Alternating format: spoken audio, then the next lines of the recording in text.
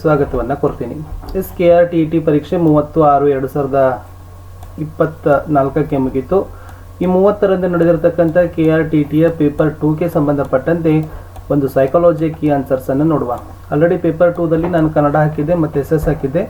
Paper 2ದಲ್ಲಿನೂ ಕೂಡ ಕನ್ನಡ, ಆಮೇಲೆ ಬೋಧನಾಶಾಸ್ತ್ರ, ಶಿಶು ಮನೋವಿಜ್ಞಾನ ಅದನ್ನು ಕೂಡ ಅಪ್ಲೋಡ್ ಮಾಡಿದ್ದೆ. ಸೊ ಪ್ರಶ್ನೆ ಪತ್ರಿಕೆ ನೋಡಿದರೆ ಎಲ್ಲರೂ ಕೇಳಿದ್ರು ಸರ್ ಹೇಗಿದೆ ಅಂತಂದ್ರೆ, so it's a very dead easy ಆಗಿರ್ತಕ್ಕಂಥದ್ದು. ಏನು ಬೇಸಿಕ್ ಕಾನ್ಸೆಪ್ಟ್ ಇದಾವಲ್ಲ ಅವನ್ನೇ ಕೇಳಿದ್ದಾರೆ, ಹೆಚ್ಚೇನು ಅಪ್ಲೈಡ್ ಮಾಡಿಲ್ಲ. ಒಂದು 3 ಪ್ರಶ್ನೆಗಳು ಮಾತ್ರ ಟಫ್ ಇದ್ದಾವೆ, ಬಾಕಿದೆಲ್ಲ ಸರಳವಾಗಿ ಆರಾಮಾಗಿ ನೀವು ಯೂಸನ್ನು ಮಾಡ್ಬೋದು. ನೋಡಿ, GPSTR ಮತ್ತು TETಗೆ ಸಂಬಂಧಪಟ್ಟಂತೆ SS ಅಲ್ಲಿ ಮತ್ತು ಸೈನ್ಸಲ್ಲಿ ನಮ್ಮ ಒಂದು ಯೂಟ್ಯೂಬ್ ಚಾನಲಲ್ಲಿ 6ರಿಂದ 12ನೇ ತರಗತಿಗೆ ಎಲ್ಲ ಕ್ವಶನ್ ಆನ್ಸರ್ಸ್ಗಳಿದ್ದಾವೆ, ನೋಟ್ಸ್ಗಳಿದ್ದಾವೆ. 2 ಸಬ್ಜೆಕ್ಟ್ಗೆ ಸಂಬಂಧಪಟ್ಟಂತೆ ಪ್ಲೇಲಿಸ್ಟ್ ಲಿಂಕನ್ನೇ ಮಾಡಿದ್ದೀನಿ, ವಿಡಿಯೋದ ಡಿಸ್ಕ್ರಿಪ್ಷನ್ ಬಾಕ್ಸ್ನಲ್ಲಿ ಕೊಟ್ಟಿದ್ದೀನಿ. ಖಂಡಿತ ನೋಡಿ, ಕ್ರ್ಯಾಕ್ ಆಗಿ ಆಗ್ತೀರಿ. ಸೊ ನಿಮಗೆ SS ಅಂತಕ್ಕಂಥದ್ದು ಸಿಗ್ತದೆ.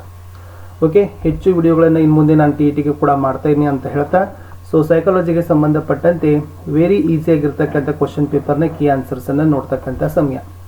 ಲೈಕ್, ಶೇರ್ ಹಾಗೂ ಸಬ್ಸ್ಕ್ರೈಬ್ ಮಾಡೋದನ್ನು ಮಾತ್ರ ಮರೆಯದಿರಿ.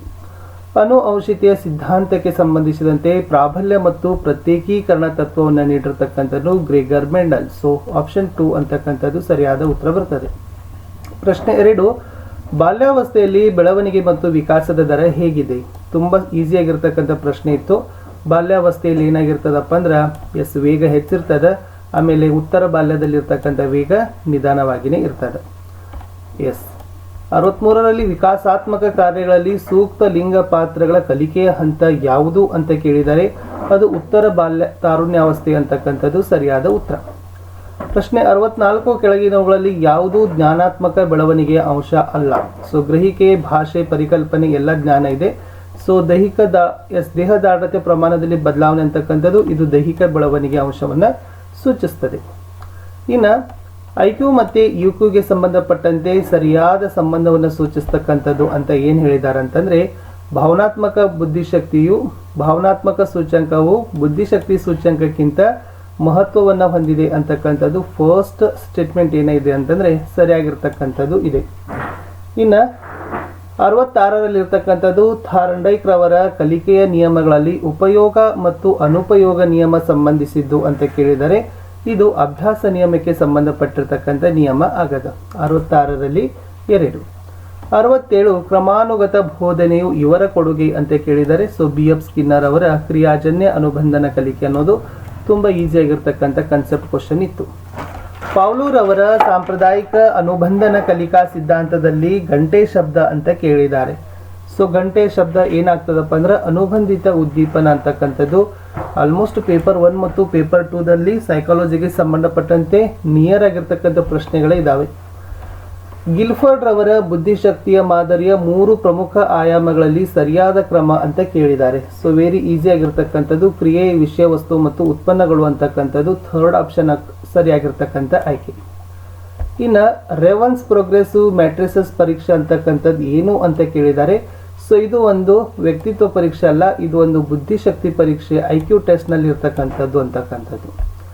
71, ಸಿಗ್ಮಂಡ್ ಫ್ರೈಡ್ ರವರ ಅಭಿವೃದ್ಧಿಪಡಿಸಿದ ವ್ಯಕ್ತಿತ್ವದ ಸಿದ್ಧಾಂತ ಅಂದರೆ ಅದು ಮನೋವಿಶ್ಲೇಷಣಾ ಸಿದ್ಧಾಂತ ಅಂತಕ್ಕಂಥದ್ದು ವೆರಿ ಡೆಡ್ ಈಸಿ. ಯಾಕಂದರೆ ನಾವು ಮನೋವಿಶ್ಲೇಷಣೆ ಅರ್ಥ ಸಿದ್ಧಾಂತ ವ್ಯಾಪ್ತಿಯಲ್ಲಿ ನೋಡಿದಾಗ ಸಿಗ್ಮಂಡ್ ಫ್ರೈಡ್ ರವರೇ ಬರ್ತಾರೆ. ಇನ್ನು 72ರಲ್ಲಿ ಗ್ಯಾಗ್ನೇರ್ ಅವರ ಕಲಿಕಾ ವರ್ಗಾವರಣದಲ್ಲಿ 8ನೇ ಕಲಿಕೆ ಯಾವುದು ಅಂತ ಕೇಳಿದರೆ ಅದೇ 8ನೇ ಕಲಿಕೆ ಯಾವುದು ಅಂತಂದರೆ ಅದು ಸಮಸ್ಯಾ ಪರಿಹಾರ ಕಲಿಕೆ ಅಂತಕ್ಕಂಥದ್ದು ಸರಿ ಇದೆ. ಇನ್ನು ವೇಗವರ್ಧನೆ ಅಂತಕ್ಕಂಥ ಅವಕಾಶ ಯಾರಿಗೆ ಕೊಡ್ತಾರೆ ಅಂತ ಕೇಳಿದರೆ ವೇಗವರ್ಧನೆ ಪ್ರತಿಭಾವಂತ ಮಕ್ಕಳಿಗೆ ಕೊಡ್ತಾರೆ. So first option is the right answer. ಗಣಿತಶಾಸ್ತ್ರದಲ್ಲಿ ಪಡೆದ ಜ್ಞಾನ ಭೌತಶಾಸ್ತ್ರದಲ್ಲಿನ ಸಮಸ್ಯೆ ಬಿಡಿಸಲು ಸಹಾಯಕ. ನೋಡಿ, ಸಹಾಯಕ ಆಗಿದೆ ಅಂದರೆ ಅದು ಧನಾತ್ಮಕ ವರ್ಗಾವಣೆ ಆಗ್ತದೆ. ಅಕ್ಷರ ರಚನೆ, ವ್ಯತ್ಯಾಸ, ಅಸಮಂಜಸ, ಅಂತರ, ಅನಿಯಮಿತ ಜೋಡಣೆ ಈ ಕೆಳಗಿನ ಯಾವ ಕಲಿಕಾ ನ್ಯೂನ್ಯತೆ ಲಕ್ಷಣ? ಇಸ್ ಎಕ್ಸಾಕ್ಟ್ಲಿ ಡಿಸ್ಗ್ರಾಫಿಯಾ ಅಂತಕ್ಕಂಥದ್ದು ಹೇಳಬೇಕು, ಬರವಣಿಗೆಯಲ್ಲಿರ್ತಕ್ಕಂಥ ದೋಷ. ಇನ್ನು ಕೌಶಲ್ಯವು ತನ್ನ ಅತ್ಯುನ್ನತ ಮಟ್ಟದ ಪ್ರಾವೀಣ್ಯತೆಯನ್ನು ಸಾಧಿಸಿ ಒಂದು ಕಾರ್ಯವನ್ನು ಸ್ವಯಂಚಾಲಿತವಾಗಿ ಮತ್ತು ನಿರಾಂತಕವಾಗಿ ನಿರ್ವಹಿಸಲು ಮನೋಜನ್ಯದ ವಲಯ ಅಂತ ಕೇಳಿದ್ದಾರೆ. ಸೊ ಇದರಲ್ಲಿ ಸ್ವಾಭಾವೀಕರಣ ಅಂತಕ್ಕಂಥದ್ದು option 3 is the right answer. ಇನ್ನು ಬ್ಲೂಮನ ಮನೋಜನ್ಯ ವಲಯವು ಈ ಕೆಳಗಿನ ಯಾವ ಸಾಮರ್ಥ್ಯವನ್ನು ಒಳಗೊಂಡಿದೆ ಅಂತ ಕೇಳಿದರೆ, ಸೊ ಮನೋಜನ್ಯ ವಲಯ ಅಂತಕ್ಕಂಥದ್ದು ಅದು ದೈಹಿಕ ಮತ್ತು ಕೈಚಳಕದ ಕೌಶಲ ಅಂತಕ್ಕಂಥದ್ದು ಸರಿ ಇದೆ.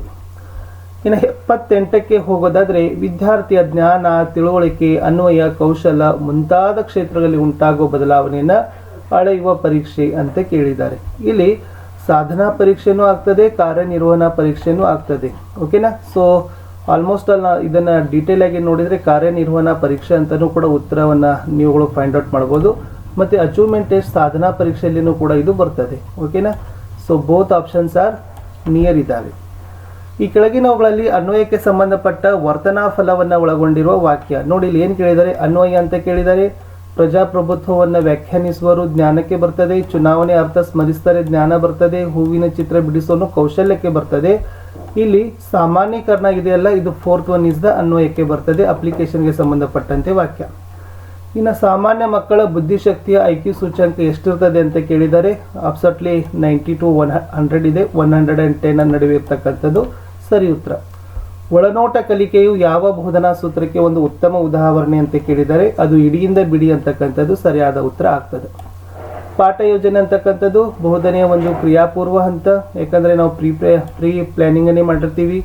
ಚಪ್ಪಾಳೆ ಹೊಡಿತಕ್ಕಂಥದ್ದು ಏನು ಅಂತ ಕೇಳಿದ್ದಾರೆ. ಸೊ ಚಪ್ಪಾಳೆ ಹೊಡಿತಿದ್ದಿ ಅಂತಕ್ಕಂಥದ್ದು ಅದು ಧನಾತ್ಮಕ ಅಶಾಬ್ದಿಕ ಪುನರ್ಬಲನ ಅಂತಕ್ಕಂಥದ್ದು ಸರಿಯಾದ ಉತ್ತರ. ಅದು ಪಾಸಿಟಿವ್ ಇದೆ ಬಟ್ ನಾನ್ ವೆರಬಲ್ ಆಗಿರ್ತಕ್ಕಂಥದ್ದು. ಇನ್ನು ಪುನರ್ ಕೇಂದ್ರೀಕರಣ, ಪುನರ್ ನಿರ್ದೇಶನಗಳನ್ನು ಯಾವ ಕೌಶಲ್ಯದ ಘಟಕಾಂಶಗಳು? ಶೋಧನಾತ್ಮಕವಾಗಿ ಪ್ರಶ್ನೆ ಕೇಳ್ತಕ್ಕಂಥ ಘಟಕದ ಕೌಶಲ್ಯಗಳೇ ಆಗಿದ್ದಾವೆ. ವ್ಯಕ್ತಿಯ ಬಾಹ್ಯ ವರ್ತನೆ ಇದೆ. ಸೊ ಬಾಹ್ಯ ವರ್ತನೆಯನ್ನು ನಾವು ಮಾಡಲಿಕ್ಕೆ ವೀಕ್ಷಣಾ ತಂತ್ರವನ್ನು ನಾವೇನು ಮಾಡ್ಬೋದು, ಬಳಸ್ಬೋದು.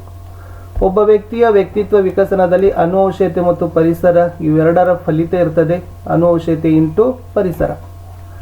ಒಬ್ಬ ವಿದ್ಯಾರ್ಥಿಯ ಸಾಧನೆಯನ್ನು ಅದೇ ತರಗತಿಯ ಇತರ ವಿದ್ಯಾರ್ಥಿಗಳ ಗುಂಪಿಗೆ ಹೋಲಿಸಿ ಅವನ ಸಾಮರ್ಥ್ಯವನ್ನು ಮಾನದಂಡ ಮಾಡುವ ಪರೀಕ್ಷೆ ಅಂತ ಕರೀತಾರೆ. ಅಬ್ಸಲ್ಯೂಟ್ಲಿ ಮಾನದಂಡ ಆಧಾರಿತ ಪರೀಕ್ಷೆ ಅಂತಲೇ ಕರೀತಾರೆ. ಇನ್ನು ವೆಗೋಟ್ಸ್ಕಿರ್ ಅವರ ಪ್ರಕಾರ ಸಮೀಪ ಅಭಿವೃದ್ಧಿ ವಲಯ ಯಾವುದು ಸೂಚಿಸ್ತದೆ ಅಂತ ಕೇಳಿದ್ದಾರೆ. ಇಲ್ಲಿ ಸಮೀಪದ ಅಭಿವೃದ್ಧಿ ವಲಯ ಬಿ ಅಂತಕ್ಕಂಥದ್ದು ಸೂಚಿಸ್ತದೆ. ಹೇಗೆ ಇರ್ತಕ್ಕಂಥ ಸಮೀಪನೇ ಬಿ. ಇಟ್ಸ್ ಈಸಿ ಆಗಿರ್ತಕ್ಕಂಥದ್ದು.